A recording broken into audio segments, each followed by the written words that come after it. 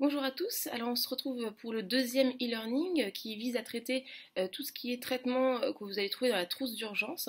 Alors Victorine va vous expliquer les différents traitements qu'on peut avoir et puis ce qui est important c'est qu'on fait des formations en présentiel et lors de l'AFGSU, donc la mise à jour de votre attestation de gestes et soins d'urgence, nous vous formerons à l'utilisation de cette trousse et donc aux différents médicaments qu'on peut utiliser, quand est-ce qu'on les utilise et dans quel algorithme. Donc voilà, je vais vous laisser Victorine présenter.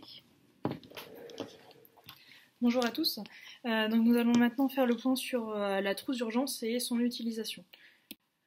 On va vous demander lors d'un appel au 15 de récupérer la trousse d'urgence dès que possible et si possible avant l'appel, de façon à pouvoir l'utiliser directement en même temps que vous êtes en communication avec le médecin régulateur.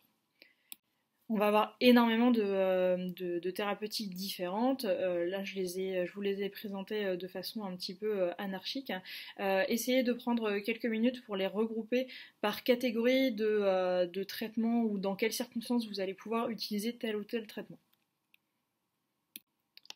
On va avoir plusieurs types de formes thérapeutiques. Tout d'abord des thérapeutiques qu'on va prendre per os, donc des comprimés qui vont être classiques ou orodispersibles, des sachets à diluer dans un peu d'eau, ou alors des gouttes et des ampoules à prendre pures.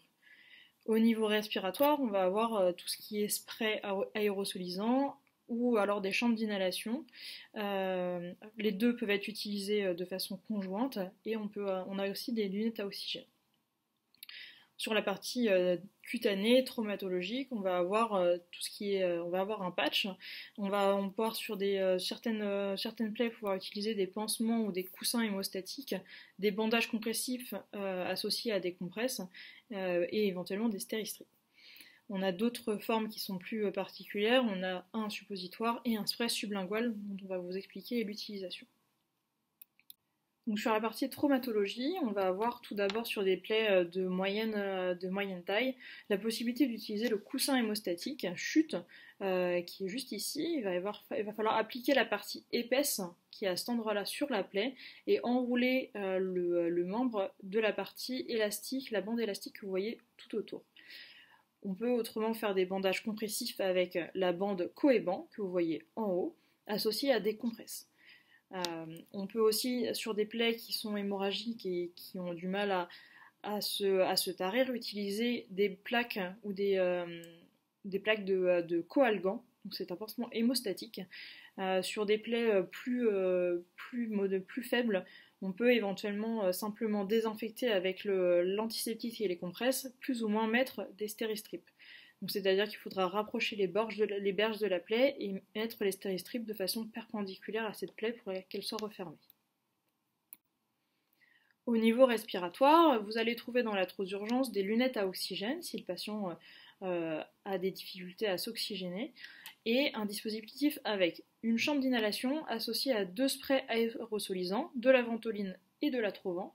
L'utilisation est assez simple, il s'agit de mettre le spray aérosolisant sur l'extrémité de la chambre d'inhalation, puis de placer la totalité du masque sur le visage du patient, de pulvériser le nombre de bouffées préconisées par le médecin régulateur dans la chambre d'inhalation et de laisser le dispositif en place pendant quelques minutes, le temps que le patient respire à l'intérieur.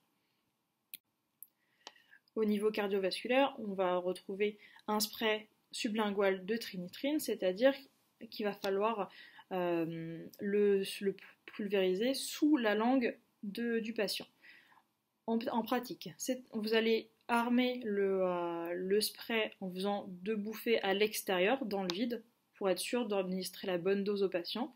Puis vous allez lui demander de soulever la langue et pulvériser 2 bouffées sous la langue du patient. Vous trouverez aussi du furosémide ou du lait, autrement appelé l'Azilix, et du Loxène comme comprimé à prendre simplement avec un peu d'eau. D'un point de vue anxiolyse, on va trouver tout ce qui est du Xanax, du Veratran et du Risperdal, tout ça en comprimé à prendre avec un petit peu d'eau. On aura autrement le Loxapam qui sera lui en gouttes à donner dans une cuillère directement, le nombre de gouttes préconisé. Pour la douleur, vous aurez du paracétamol en deux formes thérapeutiques, soit en comprimé orodispersible, soit en suppositoire, ou autrement de la morphine avec des gouttes d'Oramorph. Au niveau abdominal ou digestif, vous allez avoir du smecta à diluer dans un peu d'eau, du Vogalib qui sera en comprimé orodispersible et du Spasson qui sera à prendre avec un petit peu d'eau. En autre thérapeutique, nous avons des ampoules de glucosé 30 pour les hypoglycémies et des patchs de scopolamine à poser sur de la peau saine. L'utilisation de la trousse d'urgence se fera uniquement sur prescription médicale par le médecin régulateur. Il vous demandera de reconnaître par vous-même la thérapeutique demandée, selon le nom, la forme et l'usage qu'il vous en donnera. Vous pourrez faire vérifier la bonne thérapeutique via la visorégulation en montrant à la caméra la thérapeutique que vous allez mettre en œuvre. Vous allez pouvoir administrer sous ces directives la thérapeutique et on vous demandera, une fois que la communication sera coupée, de surveiller l'efficacité à court et moyen terme en venant réévaluer de façon régulière le patient. Et évidemment en recontactant le 15 si cela ne s'améliore pas. Merci de votre attention et à bientôt pour les formations en présentiel.